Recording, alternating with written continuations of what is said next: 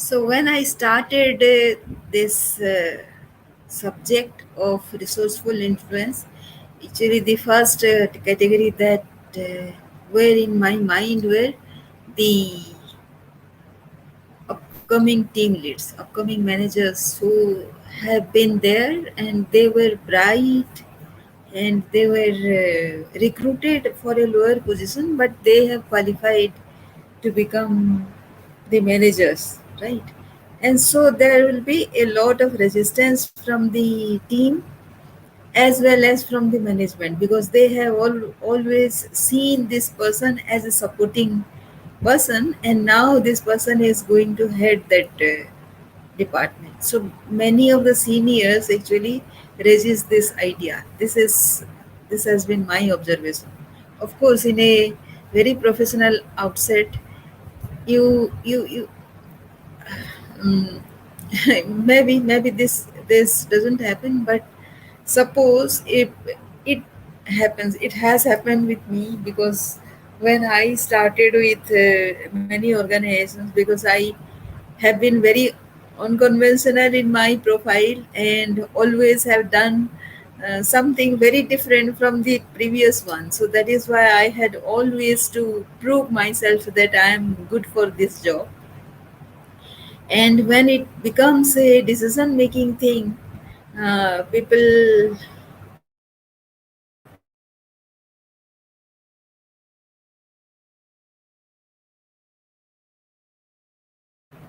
people are not very comfortable with whatever decision I make. So how do you do with that? Right? There is a lot many reasons why that happens, but there are few way outs how that can be countered, right? So what happens when you are not accepted as a manager? Then the first thing which I have done is I have established my core competency, right? What is my core subject?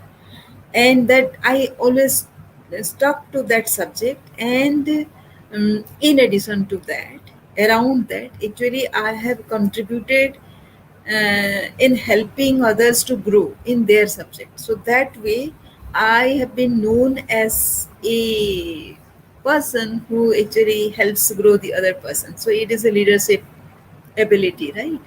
When you help grow the other person, despite irrespective of your position, whatever position you are in, you you are able to uh, help the other person grow. So it is not a very small thing, because out of just now somebody told me that what I do, what I help people do, not many people do. So yes, I realize that.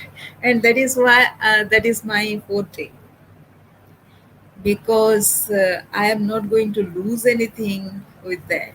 And I am establishing, because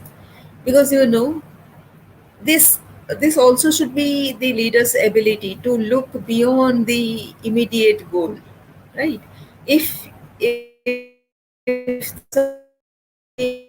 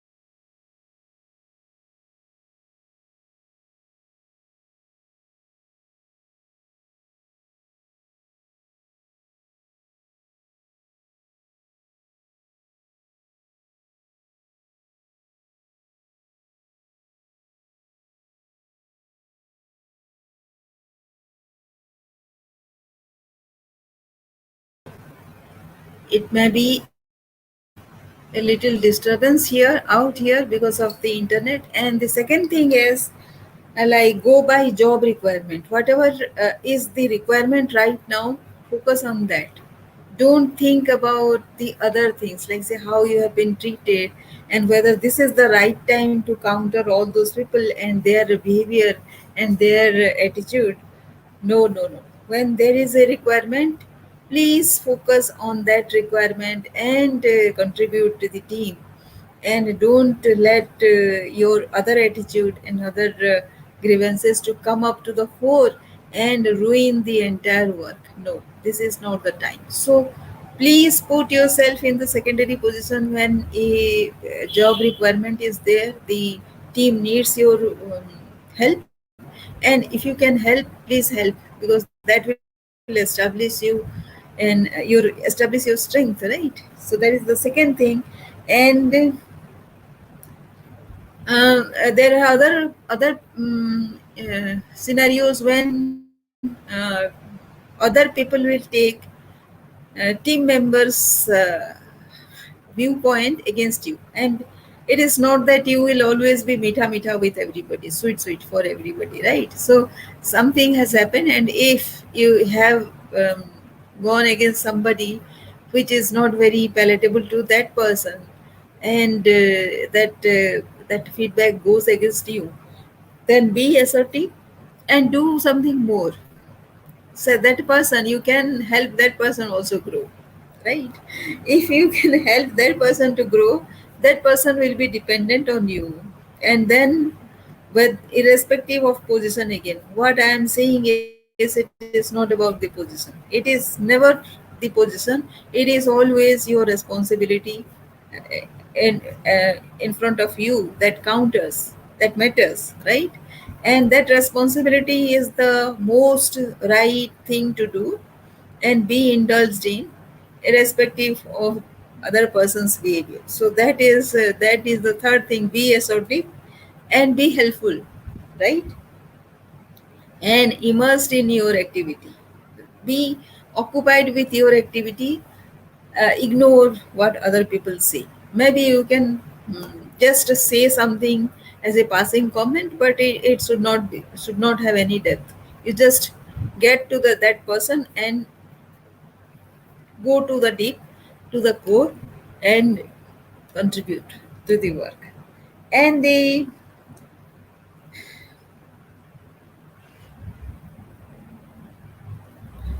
somebody in the team always, if he is a like say a person with some experience within within the company for some time now, of course the person's feedback will matter most, because they have been there and they know the institutions ways of doing things. And yes, that matters. But no, if you are very concerned about what you are doing, and if you are occupied with whatever your work is, the first thing is your mindset, right? How you deal with people. That is all you need to be bothered about. So yeah, whether the other person is saying, it should not be guided by how other people behave, how what have been the comments of other people, what have been the feedback of other people. You will come to know about certain things over time, and some things will become very very apparent, right? Very obvious for you for some time. But yes, that will be part and parcel of every organization. And please accept that. Please accept that. And also, sooner or later, you are also going to be part of that organization. So you have to create that belongingness. And yes, that belongingness you need to create. And so it is always on your hand as to how the workplace issues will be resolved, and your leadership will be established, right? So it is the specialist who always wins, and this person always with a mindset of cooperation. That person always is required in the team. This person is the main person who will create happiness around the team, who will bind the team together. If you can be the person, then that is the resource you bring into the team, right? And that is how you win.